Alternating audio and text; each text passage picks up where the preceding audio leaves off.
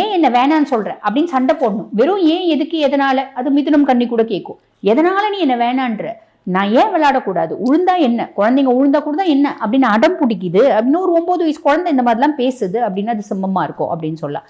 சரி, இந்த குழந்தை வந்து பாருங்க ஒரு ஸ்கூலுக்கு போகுது, ஒரு 10th படிக்குது அப்படின்னு வச்சுக்கோங்களேன். ஃப்ரெண்ட்ஸ் எப்படி வைப்பாங்க அப்படின்னா, எல்லாரையும் என்னோட ஃப்ரெண்டை நான் செலக்ட் பண்ணிக்க மாட்டேன். பொதுவாக நான் வந்து பாருங்க சிம்மம்னாலே எனக்கு ஒரு ஆளுமை, ஒரு ராஜா மாதிரி. நான் பெருசாக வந்து பார்த்தீங்கன்னா எல்லாருக்கூடயும் வந்து ஃப்ரெண்ட்ஷிப் இருக்க மாட்டேன். எனக்கு சமமாக இருக்கணும். அறிவு, ஆற்றல், தகுதி, அதிகாரம், திறமை, படிப்பு, பண்பு எல்லாமே எனக்கு ஈக்குவலாக இருக்கணும். புரியுதுங்களா?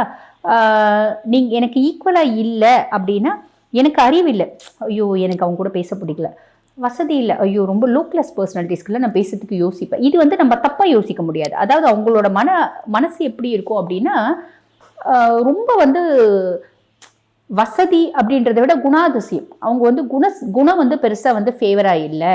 குணம் வந்து நல்லா வந்து எல்லாருக்கிட்டையும் கச்சன்னு பழகுறாங்க. நிறைய தப்பான குணங்கள் இருக்குது அப்படின்னா அவங்க அதை லோ கிளாஸாக ஃபீல் பண்ணாங்க. வசதியை மட்டுமே வச்சு அவங்க பேஸ் பண்ணி சொல்கிறதில்ல.